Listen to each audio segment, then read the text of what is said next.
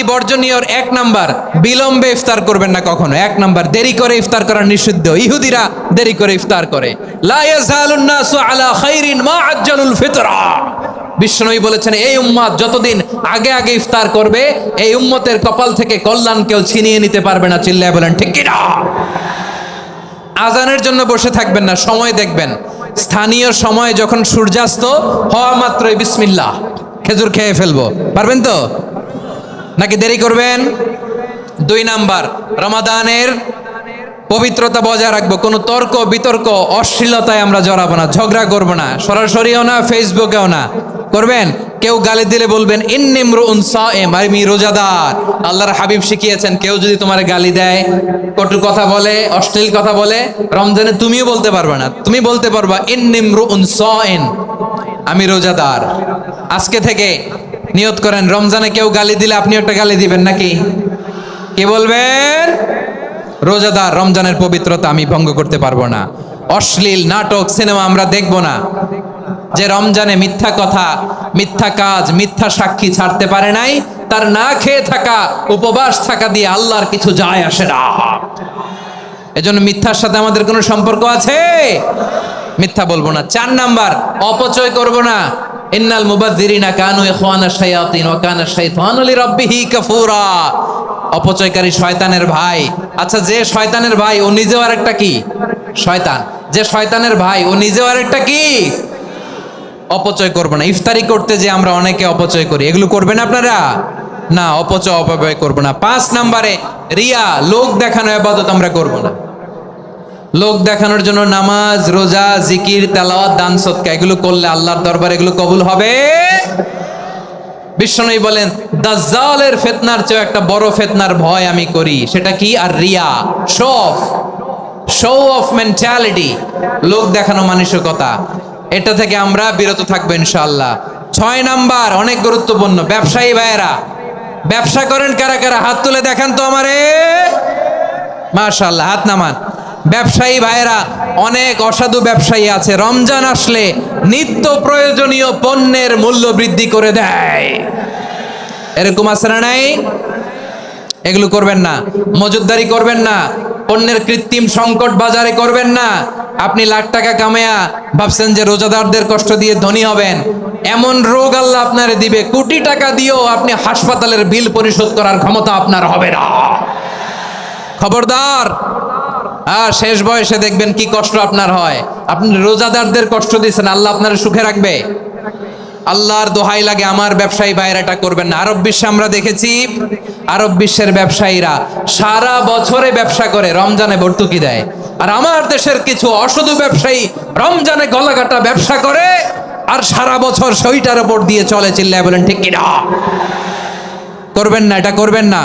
নিত্য প্রয়োজনীয় পণ্যের মূল্য বৃদ্ধি করা হারাম, পণ্যের কৃত্রিম সংকট তৈরি করা হারাম, মজুদদারি করা হারাম, রোজাদারদেরকে কষ্ট দেয়া হারাম।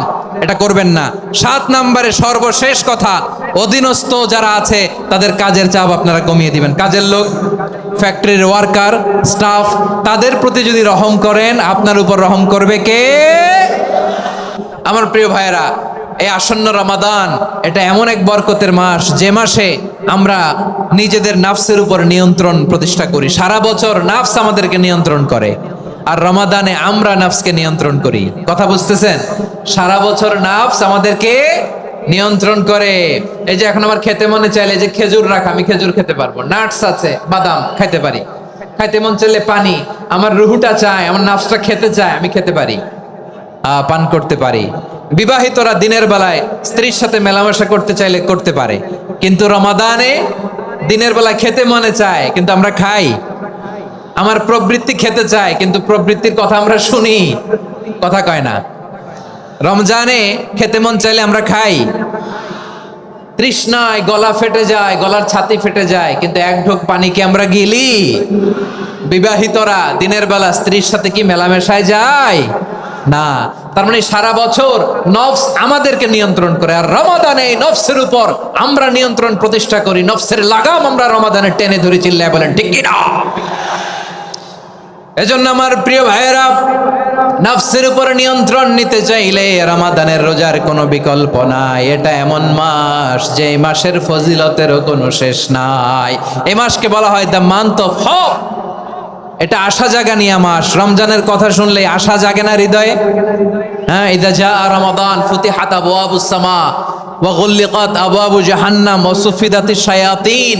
রমাদান আসলে আকাশের দরজাগুলো খুলে দেওয়া হয়, মানে জান্নাতের। জাহান্নামের দরজাগুলোকে লক করে দেওয়া হয়, শয়তানকে চেইন আপ করা হয়। ইবাদত করলে শুধু করতেই মনে চায়। চিল্লায় বলেন না সুবহানাল্লাহ। রমজানে ইবাদতে যেই মজা পাওয়া যায় সারা বছর অন্য কোনো মাসে এই মজা আপনি পান? আমার চাঁপাইনবাবগঞ্জের ভাইরা আওয়াজ করে বলেন না, রমজানে ইবাদতে যেই মজা অন্য মাসে এটা পান? কারণ রমজানে ইবাদত করলে সওয়াবও বেশি, ইবাদতের একটা পরিবেশ থাকে, ঠিক কিনা বলেন? অন্য মাসে ইবাদত করলে এর সওয়াব পাওয়া যায় গাণিতিক হারে, রমজানে ইবাদত করলে সওয়াব বাড়তে থাকে জ্যামিতিক হারে। সুবহানাল্লাহ কইবেন না? অন্য মাসে সওয়াব বাড়ে গাণিতিক হারে, রমাদানে ইবাদত করলে সওয়াব বাড়ে কিভাবে জ্যামিতিক হারে বাড়ে দেখেন। রমাদানে একটা নফল করলে ফরজের সমান সওয়াব, একটা ফরজ করলে 70 থেকে 700 গুণ সওয়াব, রমজানে উমরা করলে হজের সমান সওয়াব। সুবহানাল্লাহ নাই? দ্য মান্থ অফ হোপ, আশা জাগানিয়া মাস। এই মাস আমাদেরকে হোপফুল করে, আশাবাদী করে। রমাদান যেমনি দ্য মান্থ অফ হোপ, আশা জাগানিয়া মাস, এট দ্য সেম টাইম এই রমাদান হচ্ছে মান্থ অফ ওয়ার্নিং, একটা ওয়ার্নিং এর মাস। নবী যেমনি আশা জাগাইছে আবার ওয়ার্নিং দিয়েও গেছে, খবরদার। ওয়ার্নিংটা কেমন? আল্লাহর হাবিব সাল্লাল্লাহু আলাইহি ওয়াসাল্লাম মসজিদে নববীর ভেতরে হঠাৎ তিনি মসজিদে নববীর মিম্বারে পা রেখে বললেন আমিন। দ্বিতীয় ধাপে পা রেখে বললেন আমিন, তৃতীয় ধাপে পা রেখে বললেন আমিন। সাহাবারা অবাক হয়ে বললেন ইয়া রাসূলুল্লাহ, ইয়া হাবিবাল্লাহ, 3 বার শুধু আমিন আমিন পড়লেন, কেন পড়লেন আমরা কিছু জানি না, আমাদেরকে জানিয়ে দেন কেন আপনি 3 বার আমিন বললেন। রাহমাতাল লিল আলামিন আল্লাহর হাবিব বললেন, ও আমার প্রাণের সাহাবীরা, আমি যখন মসজিদে নববীর মিম্বারের প্রথম ধাপে পা রেখেছি, সাইয়েদনা জিবরিল এসে আমাকে বলেছে, ও নবী, আপনার নাম শুনে যে ব্যক্তি আপনার উপর দুরূদ পড়ে না তার ধ্বংস। আপনি বলেন আমিন। আমি বলেছি আমিন। দ্বিতীয় ধাপে পা রাখার পর সাইয়েদনা জিবরিল বললেন, ইয়া রাসূলুল্লাহ, মাতা পিতাকে বার্ধক্য অবস্থায় পেয়ে তাদের সেবা করে, তাদের সাথে সদাচরণ করে যে সন্তান জান্নাত কামাতে পারলো না তার জন্য ধ্বংস। আপনি বলেন আমিন। আমি বলেছি আমিন। আবার মিম্বারের তৃতীয় ধাপে ঠিক যখনই আমি পা রাখলাম, সাইয়েদনা জিবরাইল বললেন, নবী, রমজান মাস পাওয়ার পরে এই মাসে ইবাদত করে যে ব্যক্তি নিজের গুনাহ মাফ করাতে পারলো না তার জন্য ধ্বংস। আপনি আওয়াজ করে পড়েন আমিন।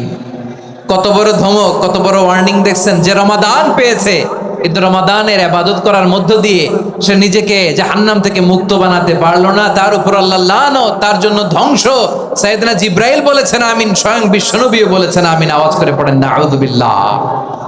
তাহলে রমজান আসবে আর আমরা নিজেদেরকে জাহান্নামীদের লিস্ট থেকে নাম কাটিয়ে জান্নাতীদের লিস্টে উঠাতে পারবো না। এর চেয়ে বড় হতভাগা কি আর কেউ থাকতে পারে? আওয়াজ করে বলেন। তাহলে রমাদানের এই রহমত, বরকত, মাগফিরাত, ফজিলত আমাদের কামাই করার দরকার আছে না?